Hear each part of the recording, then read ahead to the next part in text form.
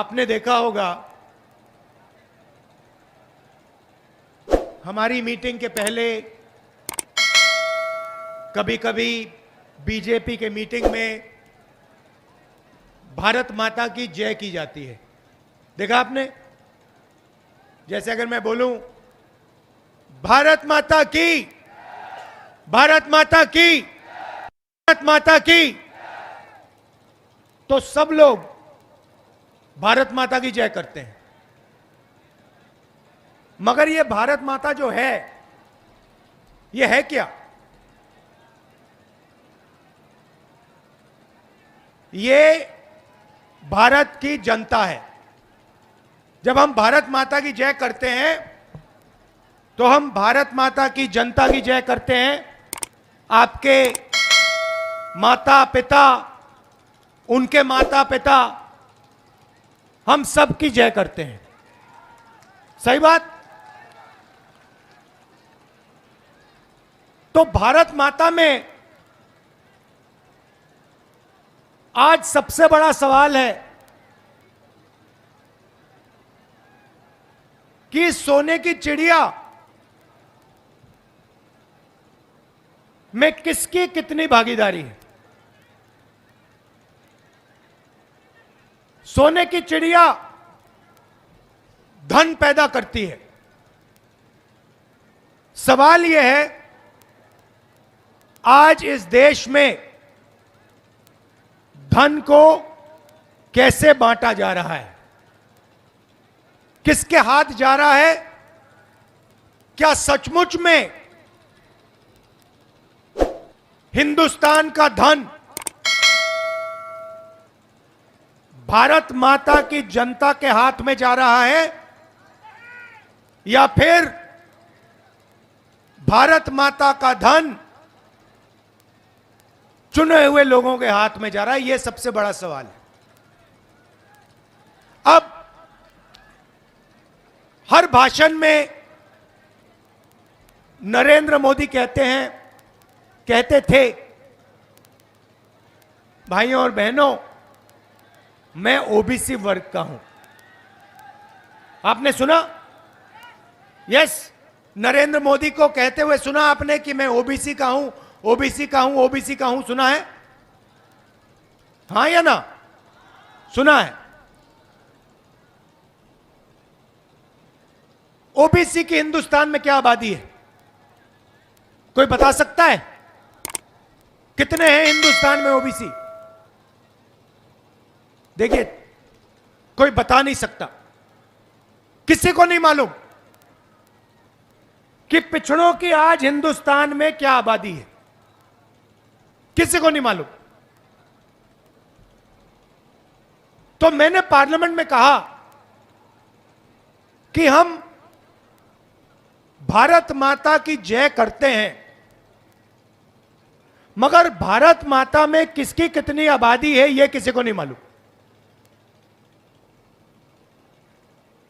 तो मैंने parliament house में जाति जनगणना की मांग की। मैंने कहा कि अगर हमें सचमुच में को भागीदारी देनी है, दलितों को, आदिवासियों को, गरीब जनरल कास्ट के लोगों को भागीदारी देनी है, तो सबसे पहला कदम जाति जनगणना का है।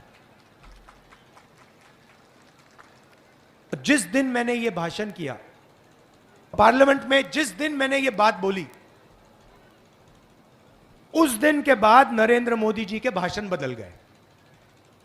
पहले कहते थे मैं ओबीसी हूं। जब मैंने ओबीसी की आबादी का सवाल उठाया, उसके बाद से नरेंद्र मोदी कहते हैं, भाइयों और बहनों, हिंदुस्तान में सिर्फ एक जात है, वो है गरीब। वोट लेने के लिए नरेंद्र मोदी ओबीसी, मगर जब ओबीसी को भागीदारी देने का सवाल आया, उनकी सच्ची शक्ति, उनकी आबादी का पता लगाने की बात आई, तो नरेंद्र मोदी कहते हैं देश में ओबीसी है ही नहीं, दलित है ही नहीं, आदिवासी है ही नहीं, जनरल है ही नहीं, सिर्फ एक जात है, वो है गरीब।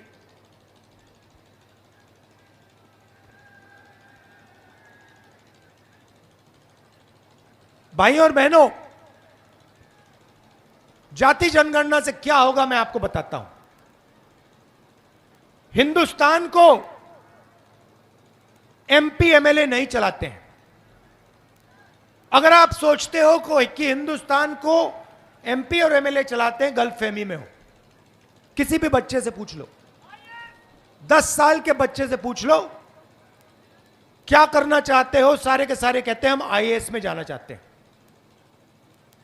फिर उससे पूछो क्यों जाना चाहते हो, कहते हैं आईएएस के अफसर देश को चलाते हैं। 90 अफसर हिंदुस्तान की सरकार को चलाते हैं। Secretary to government of India, cabinet secretary, ये 90 लोग नरेंद्र मोदी के साथ मिलकर देश को चलाते हैं। बजट का पैसा कहां जाएगा? स्वास्थ्य में जाएगा, शिक्षा में जाएगा, देश की रक्षा में जाएगा। सारे के सारे निर्णय ये 90 लोग लेते हैं। राजस्थान की सरकार को कितना मिलेगा, जीएसटी कितनी लगेगी, सारे के सारे निर्णय ये 90 लोग लेते हैं। मैंने पार्लियामेंट में सवाल पूछा कि अगर आप कहते हो कि पिछड़ों की भागीदारी है, तो मुझे यह बता दो कि 90 में से पिछड़े वर्ग के कितने आईएएस अफसर हैं। बीजेपी ने जवाब नहीं दिया, नरेंद्र मोदी ने जवाब नहीं दिया। मैं आपको बताता हूं, पिछड़ों की आबादी 50% और 90 में से 3 अफसर पिछड़े वर्ग के, 1 अफसर आदिवासी, 3 अफसर दलित। और अगर हिंदुस्तान की सरकार 100 रुपए खर्च करती है तो पिछड़े वर्ग के अफसर 5 रुपया का निर्णय लेते हैं। मतलब आज पिछड़ों की आबादी तकरीबन 50% और पिछड़ों की हिस्सेदारी 5% से कम। और फिर नरेंद्र मोदी आपसे कहते हैं कि भैया पिछड़ों की सरकार चल रही है। कौन सी पिछड़ों की सरकार? अगर पिछड़ों की सरकार होती तो कम से कम 45 अफसर, 90 में से 45 मतलब 50% ओबीसी वर्ग के होते। यह हिंदुस्तान के सामने सबसे बड़ा सवाल है। थोड़ी सी मैं इनकी योजनाओं के बारे में कह देता हूं। फसल बीमा योजना देखिए, 35,000 करोड़ रुपया फसल बीमा योजना में जाता है। कहां से आता है? जीएसटी से आता है। आपने ये गुलाबी शर्ट पहनी हुई है, जितनी जीएसटी आपने इस शर्ट के लिए दी उतनी ही जीएसटी अदानी इस शर्ट के लिए देगा। अगर आप 1 लीटर पेट्रोल खरीदते हो, जितना पैसा आप जीएसटी में 1 लीटर पेट्रोल के लिए दोगे, यहां गरीब से गरीब व्यक्ति जितना आप दोगे उतना ही पैसा अदानी की जेब से निकलेगा। तो जीएसटी कहां से आती है? जीएसटी गरीब जनरल कास्ट के लोगों से आती है, ओबीसी वर्ग के लोगों से आती है, दलितों की जेब से आती है, आदिवासियों की जेब से आती है।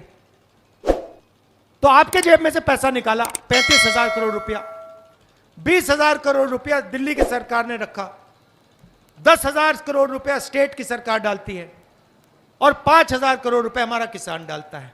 हो गए 35,000 रुपए। नरेंद्र मोदी ने 35,000 करोड़ रुपया जीएसटी का पैसा, आपका पैसा, आपकी जेब का पैसा 16 कंपनियों को पकड़ा दिया। 16 कंपनी में मैंने चेक किया, आपको एक ओबीसी वर्ग का व्यक्ति नहीं मिलेगा, एक दलित नहीं मिलेगा, एक आदिवासी नहीं मिलेगा, एक गरीब जनरल कास्ट का व्यक्ति नहीं मिलेगा। जब किसान का खेत बर्बाद होता है, फसल बीमा योजना में किसान फोन लगाता है। किसको लगाता है? उन्हीं 16 कंपनियों को ईमेल डालता है। पैसा किसका? किसान का, इस भीड़ का, पिछड़ों का। कंपनी वाले उससे कहते हैं भैया आपके खेत में तो नुकसान ही नहीं हुआ, आपको हम बीमा का पैसा नहीं देंगे। तो हुआ क्या? आपके जेब से पैसा निकला, गरीबों के जेब से पैसा निकला। नरेंद्र मोदी ने उसको 16 कंपनी वालों को दे दिया, और जब आपको उस पैसे की जरूरत पड़ी, कंपनी वाले कहते हैं भैया आपको तो नहीं देंगे। दूसरी योजना अग्निवीर योजना। पहले क्या होता था? पहले सुबह युवा उठते थे, हर वर्ग के युवा उठते थे, दलित, आदिवासी, ओबीसी, पिछड़े लोग, गरीब जनरल कास्ट के लोग सुबह दौड़ते थे, वर्जिश करते थे, सेना में भर्ती होते थे। हिंदुस्तान की सरकार भारत माता को गारंटी करती थी, कहती थी अगर आपने टेस्ट पास कर लिया तो हम आपकी देखभाल करेंगे, अगर आप शहीद हुए आपके परिवार की रक्षा होगी, गांव में आपकी इज्जत बनेगी, और क्योंकि आपने हिंदुस्तान की रक्षा की, जिंदगी भर हम आपकी रक्षा करेंगे। यह पहले कहा जाता था। अब नरेंद्र मोदी जी ने क्या किया? अग्निवीर योजना। सबसे पहले युवाओं से कहते हैं देखो तुम्हें हम 4 साल के लिए लेंगे, अगर तुम शहीद हो गए तो हमारी गलती नहीं, तुम जानो, तुम्हारा काम जाने। जितना पैसा पहले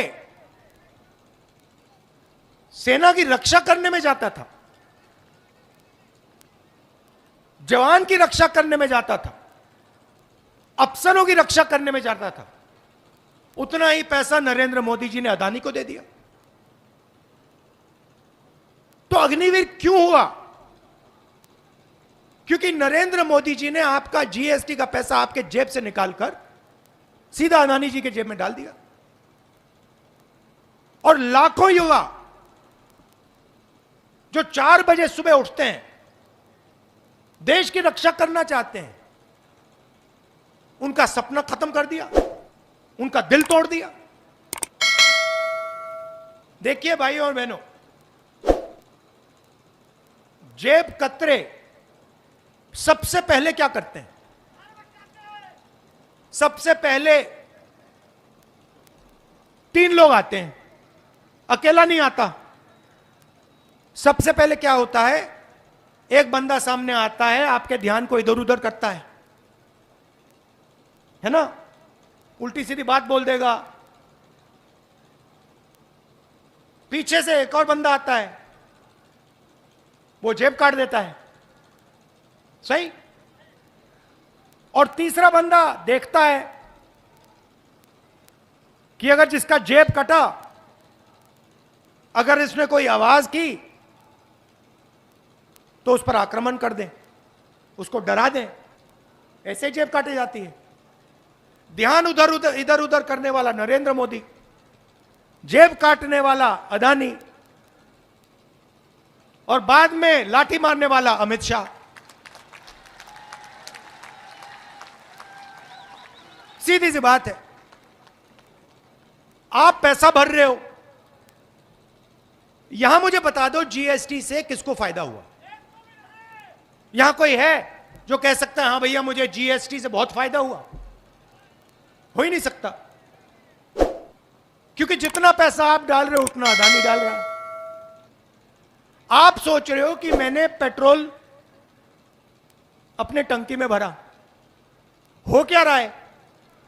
आप आधा पैसा टंकी में भर रहे हो, पेट्रोल टंकी में आधे पैसे का पेट्रोल भर रहे हो और सीधा उधर से पाइप से जा रहा है पीछे से अदानी की जेब में। आप बिजली का स्विच ऑन करते हो, आप सोचते हो हाँ भैया मैंने बिजली का स्विच ऑन किया, पंखा चलता है और उधर से थोड़ा सा पैसा सीधा अदानी जी की जेब में जाता है। अब कांग्रेस पार्टी की स्कीम देखिए, 7 गारंटी है। आप मुझे बता दो इनमें से अदानी की जेब में कितना पैसा जा रहा है, कहां जा रहा है। सबसे पहले इस भीड़ में जो भी बीमार होता है, चाहे कैंसर हो जाए, दिल का दौरा पड़ जाए, हड्डी टूट जाए, सब लोगों को 25 लाख रुपए तक हम फ्री इलाज कराते हैं। नहीं अभी बोल रहा हूं, 25 लाख तक राजस्थान में फ्री में इलाज होता है। सही, चुनाव के बाद वो 50 लाख हो जाएगा। आप सोचिए 50 लाख रुपए का इलाज राजस्थान के हर व्यक्ति के लिए कांग्रेस पार्टी की सरकार करती है। इसमें से 1 रुपया अदानी जी की जेब में नहीं जाता। नरेंद्र मोदी जी कहते थे, यूपीए के समय कहते थे, भाई और बहनों 400 रुपए का सिलेंडर हो गया। आज कितने का है? 1200 रुपए का है। 1200 रुपए का सिलेंडर हो गया। नरेंद्र मोदी एक शब्द नहीं कहते। के बाद कांग्रेस पार्टी सबके सिलेंडर 500 रुपए का कर देगी। अदानी की जेब में कितना पैसा गया? 0। स्वास्थ्य योजना में 0। हर महिला, घर में एक महिला को कांग्रेस पार्टी सीधा बैंक अकाउंट में साल के 10,000 रुपए डाल देगी। अदानी को कितना पैसा गया? 0। बीजेपी ने,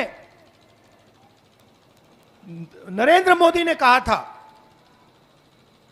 कि कनाल, यहां की जो कनाल है उसको मैं नेशनल प्रोजेक्ट बनाऊंगा। चुनाव में कहा था, बन गया नेशनल प्रोजेक्ट। पैसा किसने दिया? कांग्रेस पार्टी ने दिया। तो आप देखिए, जो भी हम करते हैं हम गरीब जनता के लिए करते हैं। चाहे हमें स्वास्थ्य योजना हो, मनरेगा हो, भोजन का अधिकार हो, यहां की कनाल हो, सारा का सारा काम हम गरीब जनता के लिए करते हैं। और वो पूरा का पूरा काम 2-3 बड़े उद्योगपतियों के लिए करते रहते हैं। आपको निर्णय लेना है, आप अदानी की सरकार चाहते हो, बीजेपी की सरकार चाहते हो, या आम जनता की, किसानों की, मजदूरों की, छोटे दुकानदारों की, राजस्थान के युवाओं की सरकार चाहते हो। अगर आपने बीजेपी चुनी तो मैं आपको एक बात बता देता हूं, ना आपकी कनाल बनेगी, ना आपको स्वास्थ्य का पैसा मिलेगा, ना 500 रुपए का सिलेंडर मिलेगा, ना महिलाओं के बैंक अकाउंट में 10,000 रुपए जाएगा।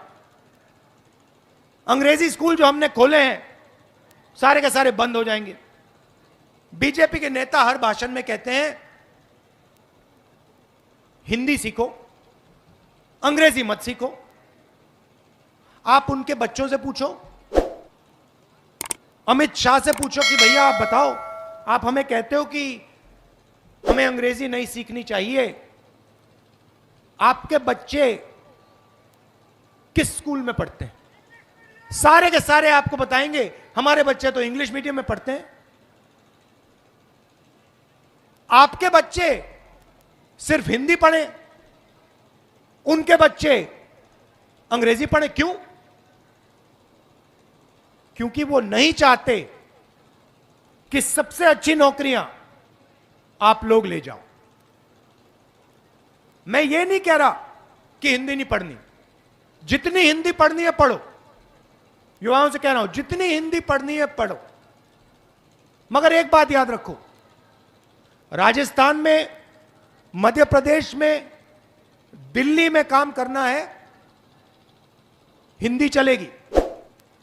वहां पे किसी से बात करनी है, हिंदी चलेगी।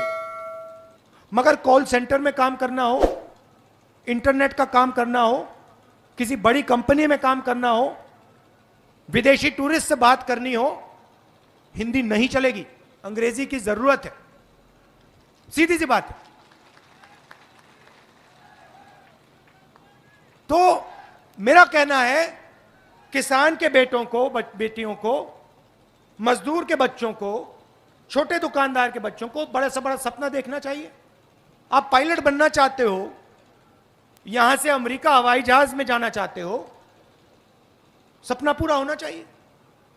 ये चाहते हैं कि दो हिंदुस्तान बने। अपने भाषण में कहते हैं भारत माता की जय। मैंने शुरुआत में कहा, भारत माता है कौन? भारत माता किसान है, भारत माता मजदूर हैं, भारत माता युवा हैं, हमारी माताएं बहनें हैं, पिछड़े वर्ग के लोग हैं, गरीब जनरल कास्ट के लोग हैं, दलित हैं, आदिवासी हैं। आप भारत माता की जय करते रहते हो और फिर अदानी के लिए काम करते हो। हम जाति जनगणना की बात करते हैं, आप देश को कहते हो कि भैया देश में तो जाति नहीं है, एक ही जात है, वो है गरीब। मैंने मन बना लिया है, और मैं नरेंद्र मोदी नहीं हूं कि मैं आपको 15 लाख रुपए वाला झूठा वायदा करूं, मुझे नहीं पर पड़ता।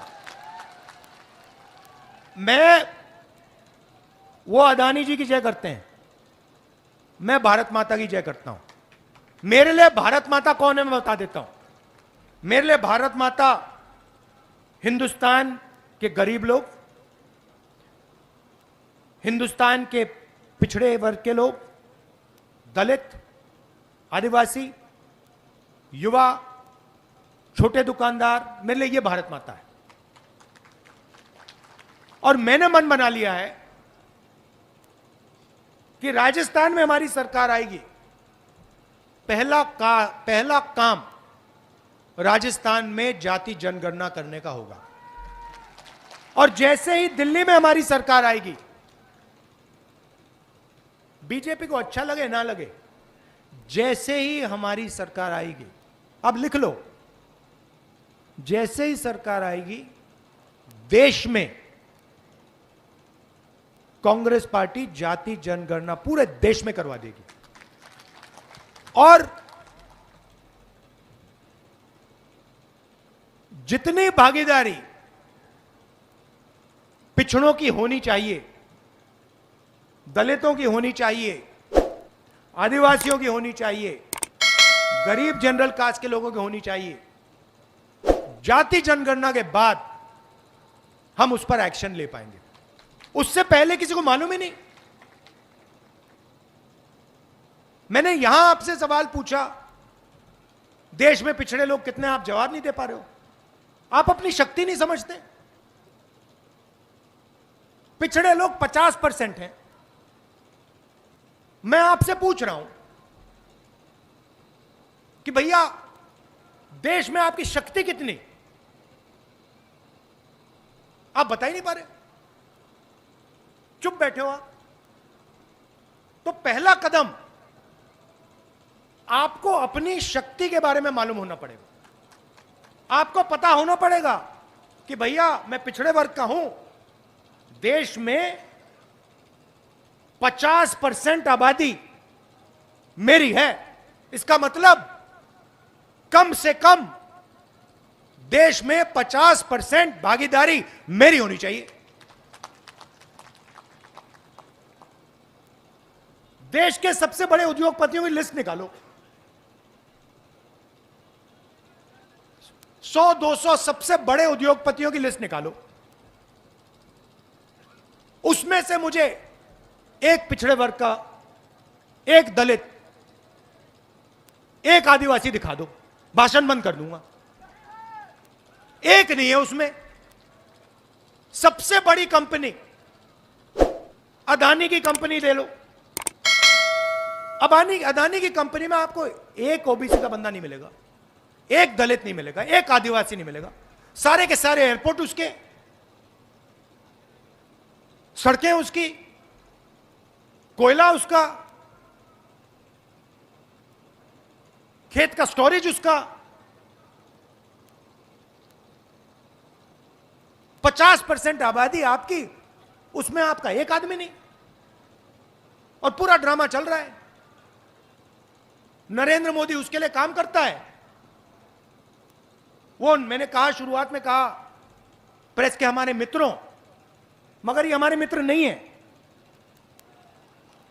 ये अदानी के मित्र हैं। तो होता क्या है, नरेंद्र मोदी जी का काम आपका ध्यान इधर उधर करने का है। मीडिया का काम 24 घंटे आपके ध्यान को इधर उधर करने का। कभी आपने मीडिया में किसी गरीब किसान को बोलते हुए देखा? कभी आपने किसी मजदूर को बोलते हुए देखा है कि भैया मुझे तो मतलब मैं तो मर रहा हूं? सोशल मीडिया में दिख सकता है, मगर टीवी पे आपको नहीं दिख सकता।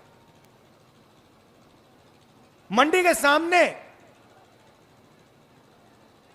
भूखे मर जाएं, टीवी पे नहीं आएंगे। टीवी पे आपको ऐश्वर्या राय दिखेगी, अमिताभ बच्चन दिखेगा, शाहरुख खान दिखेगा, क्रिकेट मैच दिखेगा। मगर जो सचमुच में देश की पीड़ा है, देश का जो दर्द है, वो टीवी में आपको नहीं दिख सकता, क्योंकि टीवी आपका है ही नहीं। टीवी अदानी का है, तो अदानी जी मोदी जी का चेहरा लगाते हैं और मोदी जी पूरा का पूरा धन अदानी जी को पकड़ा देते हैं और पीछे से लाठी लिए अमित शाह घूमता रहता है कि किसी ने कुछ सवाल पूछ दिया तो मैं देखूंगा। यह सिस्टम चल रहा है इनका, और यह सिस्टम तोड़ना है और यह टूटेगा।